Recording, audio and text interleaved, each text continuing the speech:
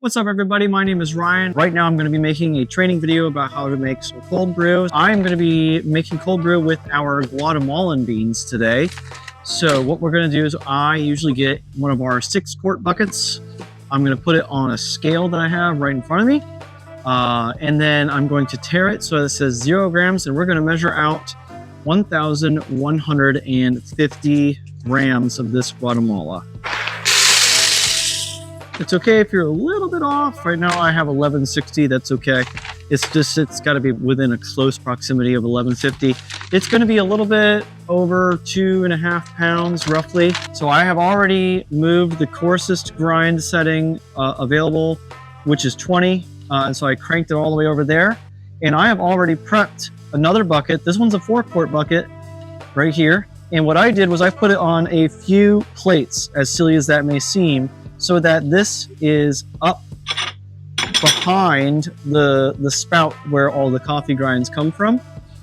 So that way, as we're doing this, it will not make a huge mess. So I'm gonna go ahead and open this up, pour this in the top as much as I can. It's not gonna fit all of them in the first shot. And then I'm going to turn it on. There's a little button over here on the side, and let it start grinding. So while it's doing that, I'm going to go ahead and show you how we're going to prep the vat that we use. And we are storing that up here. This is our 5-gallon cold brew vat. So let me go ahead and start grabbing this down. And I do think it's important to be able to do multiple things at the same time. I feel like it makes our time a little bit more valuable as we work as well. We're able to accomplish more things together. So I mentioned that because it's grinding while I'm doing this. So there's like 2 things that are going on at the same time. All right, so we've got this extra filter. This is a just in case filter. So we're not using this to filter the coffee out. This is just in case. We've got a couple reusable zip ties. They all look like little snakes kind of. And then I have this tube that we're gonna be using and inserting this into the vat. And this is also what the cold brew comes out of at the end. And there's one more thing that we need to grab, and that is a cold brew filter. And I'll show you what that is in just a second. Now that we hear it done, it's done grinding the first batch, I'm gonna go ahead and pour in the next batch. Now there's something that I wanna show you about the grinder here. So now it's done grinding all the 1,150 grams that we just did, right? Now there's a bunch of chaff on here that you can't see the metal anymore until you brush that off. So there's a couple ways that you can get some of that chaff off down into the grounds. Sometimes you might want to smack it. This one's got a little flick lever so that if I pull it, it will actually smack it around for me, kind of. So I'm going to go ahead and do that a few times, try to get as much as I can off there. All right, so this does create a bit of a mess. It kind of flies all over the place. I don't know if you can see it down here, but there's definitely chaff from the coffee that's all over the place, so we'll need to clean that up later. Just wanted to show you what that looks like. It's a beautiful mix of like a dark brown to light brown colors that are all mixed in there from those coffee beans. So remember how I mentioned about the coffee filter? That's this guy. It's a pretty big one. It opens up and we end up putting all the coffee inside of there. I got the coffee right here with me. I'm going to set that to the side just for a moment. The first thing we need to do with the vat to prepare it is get the tube inserted into it so that we have it prepared properly.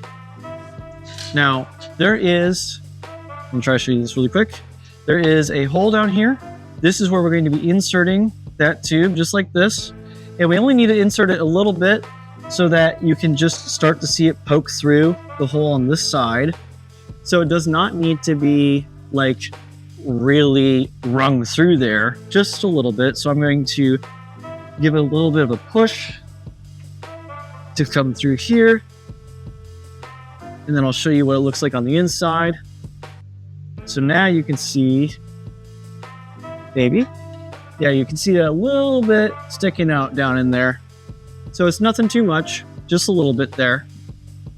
So now that I got that, I'm going to grab this protective filter just in case. This is the side that needs to go down because that's what gives it the room to where that tube is. The tube's going to be right about here once this is sitting down inside.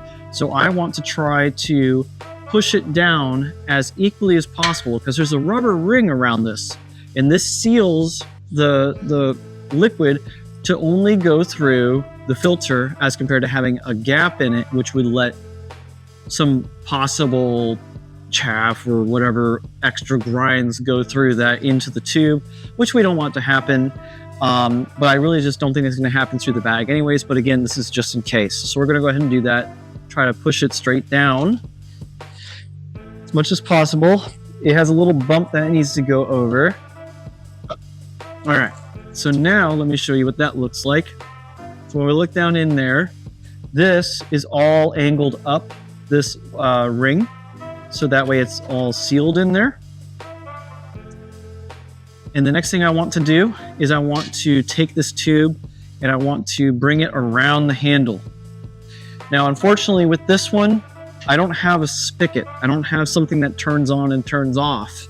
So I have to create the on-off via being creative with how I do this. Bring this around the handle and then up. Yeah, there we go. I don't want this to get pinched on the front here, so I want this to stay as cylindrical as possible. But there is a pinch in here, and then it's facing up. So that way, you'll see once we start putting water in it that it will start to fill the tube just a little bit. And if you overfill the vat, it will come up pretty far in that tube, and you don't want that because that could make a mess, and you don't want to accidentally have that happen overnight. So now we're going to take that coffee filter we were talking about, open it up, and stick it down in there almost like a trash can, right? With a liner. So we want to surround the top. Push it down in, surround the top, because now that we have this, we're going to pour the coffee grounds into there.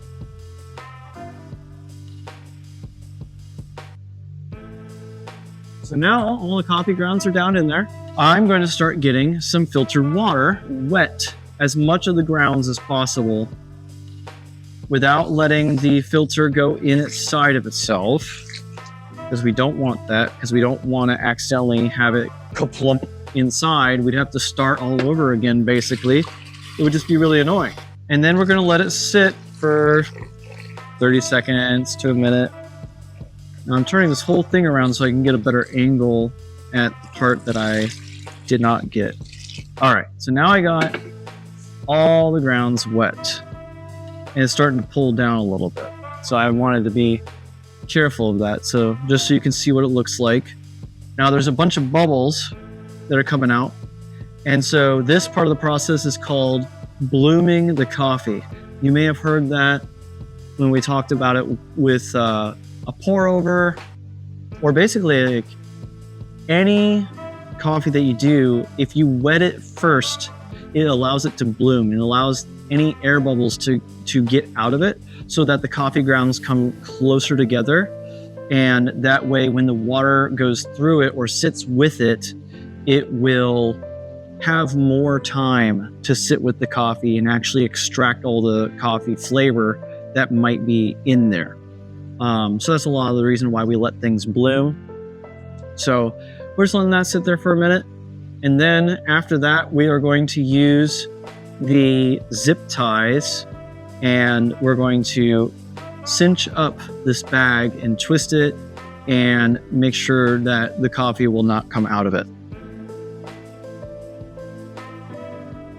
So I'm pulling it down close to the bottom, and I'm twisting this top part so that it creates a little bit of a tightness to the bag, almost like you may have seen it for some like tea bags. So I'm trying to like just tighten it up and make sure it's as compact as possible without ripping the bag, obviously, because that would be horrible if we rip the bag at this point. And I use 2 zip ties just as a fail-safe. Some people might just use 1. When I use regular zip ties, not reusable zip ties, even on bigger bags, I used to do just 1 zip tie. But since I'm using 2, I try my best to make sure I am doing it opposite directions for the zip ties. so that way it's like extra hard to undo it, just in case. And these are pretty easy to take care of or take off once we're done. So that's all zipped on there. So now I'll just show you what that looks like. So that way they're in opposite directions. So now that that's done, I'm gonna go ahead and just start filling the whole vat with water. And we do have a 5-gallon mark right about here. And I want to fill it up to that point. And then we're going to let it steep for 22 hours is what we're doing right now. Some people do 20, some people do 24. Just at this moment, our recipe is 1150, 22 hours. And this basically fills up one of our kegs that we use for our kegerator. So I'm gonna go ahead and fill this water, and I'll show you what it looks like when it's full. I filled it all the way up to that 5-gallon mark. This is what it looks like. And then we're going to put the lid on it, and make sure you label this. Just remember that if you make a mess, make sure you wipe it up. If you spill water all over the place, or if you've got the coffee grounds over here, just make sure you wipe it up and leave it clean for the next person. Even if the next person's you want to leave it ready and set up for success for the next person. And if you're in the process of learning the full cold brew process, go ahead and check out the next video, which is going to show you how to drain the cold brew into the keg and how to store the keg properly. See you next time.